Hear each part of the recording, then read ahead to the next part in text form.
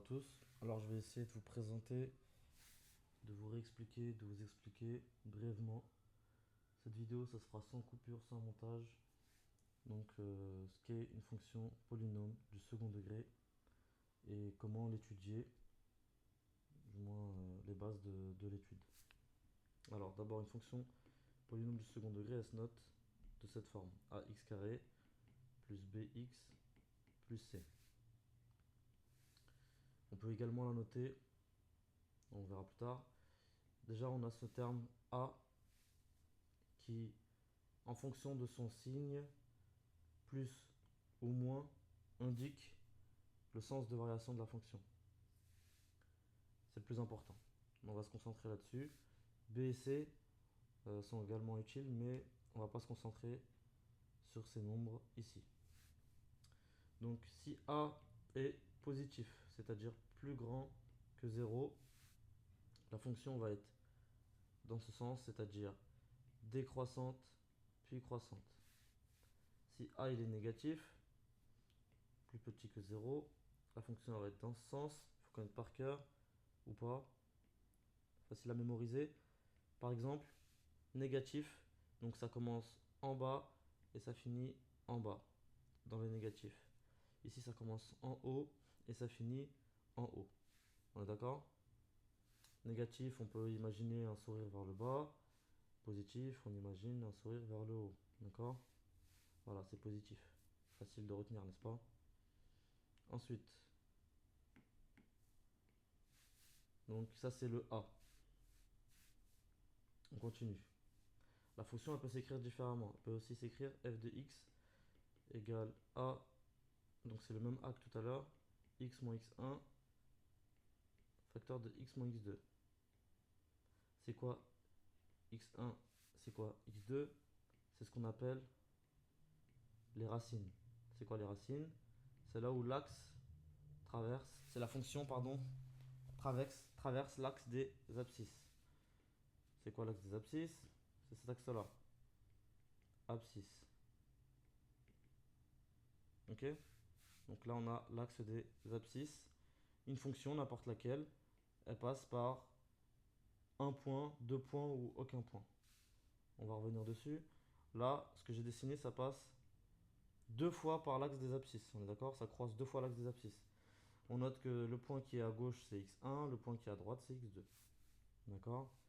Donc si on prend un exemple, là, d'ailleurs ici, la fonction, elle est tournée vers le bas.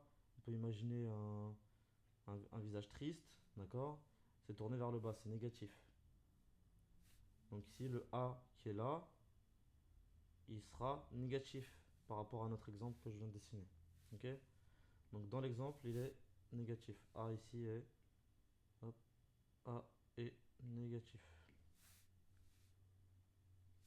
Si j'écris la fonction f de x égale moins 3 facteur de x moins 1 x moins 2, on a les racines qui sont...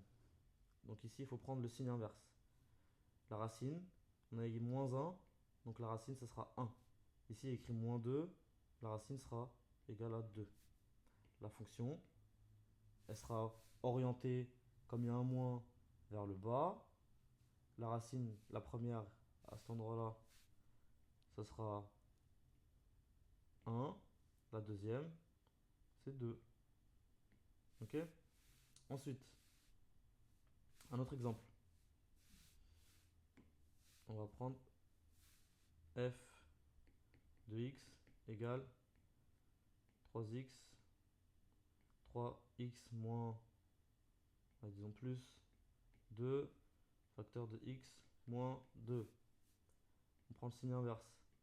Écrit plus 2, donc la racine, ça sera moins 2.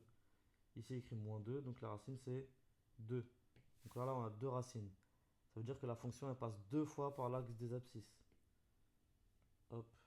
D'abord, avec une valeur négative, c'est-à-dire avant 0. Donc ici, on a moins 2. Et là, on a plus 2. Bon, là, c'est pas tout à fait à l'échelle. On va faire ça ici à peu près. 2 et moins 2. Ce nombre-là, devant la parenthèse, c'est le A. Il n'y a pas de moins, donc il est positif. Donc, peut imaginer, là ça commence en haut, ça descend, hop, ça fait un truc comme ça.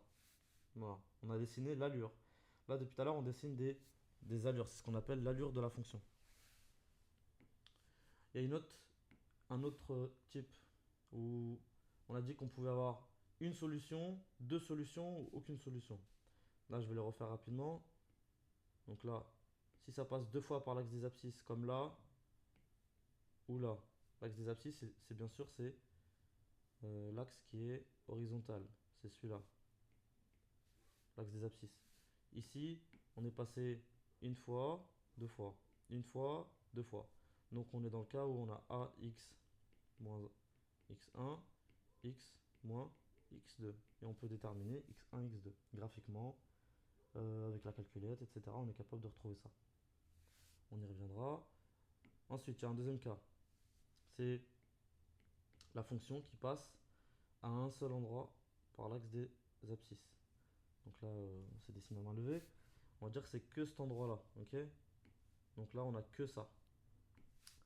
Donc elle peut venir par en haut, elle peut venir par en bas aussi, la fonction. Donc je vais le dessiner, hop, comme ça. Et donc on a un seul endroit. Ici, la fonction qu'on va prendre, la manière de la rédiger, ça va être celle-ci. X A, facteur de x moins x1, il n'y a que lui, mais on met un carré ici. Parce qu'on parle de fonction au carré, il y a un carré. D'accord. Si c'est une fonction avec une seule solution, une seule racine, x moins x1, ici on a x1, il n'y a pas de x2. D'accord. Parce qu'il n'y a pas un deuxième endroit où ça croise. Il y a un seul endroit, x1. Et le troisième cas, c'est aucune solution. Donc ça veut dire que la fonction elle traverse jamais, ça se croise pas. Là à aucun moment ça se croise. Donc dans ce cas, on peut pas écrire, on peut pas écrire de forme avec les parenthèses factorisées, d'accord? Aucunement. En tout cas, pas avec x1 et x2. On reste là-dessus pour l'instant. Voilà. Donc, si je vous demande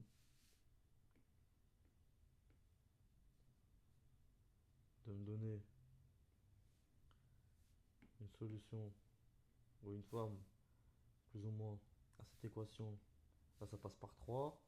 Qu'est-ce qu'on va dire? A il est comment? C'est tourné vers le bas, c'est négatif. Donc A ça sera une valeur négative. Donc lui il est négatif.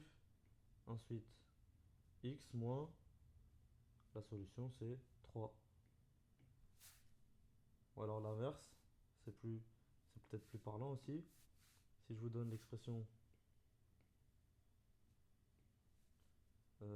moins 2 facteur de x plus 1, donc on prend la racine. Ici il y a écrit plus 1, donc on fait le contraire toujours. Là j'ai oublié un carré d'ailleurs. Ici il y a le carré, ici il y a le carré, évidemment. On l'a vu juste avant. Alors, plus 1, donc ça fait moins 1, la racine c'est moins 1. Donc on sera de ce côté-là. On va mettre moins 1 ici par exemple. En rouge. À cet endroit-là, on met moins 1. La fonction elle passe à un seul endroit parce qu'il n'y a pas de paire de racines. Il n'y a pas plusieurs paires de racines, il n'y en a qu'une. Donc la fonction elle fait ça. Elle passe à un seul endroit, c'est moins 1. Et ici, j'ai oublié ce nombre-là, il est négatif. Il est négatif, donc elle est tournée dans l'autre sens. Dans ce sens-là, voilà, pardon. Si j'avais mis à la place de moins 2, plus 2, donc s'il n'y a pas de moins, c'est plus évidemment, bah, j'aurais fait un dessin dans l'autre sens, tout simplement. Ok. Donc ça, c'est le cas si j'avais mis plus 2. Ça fait ça. Le cas d'avant, c'était moins 2.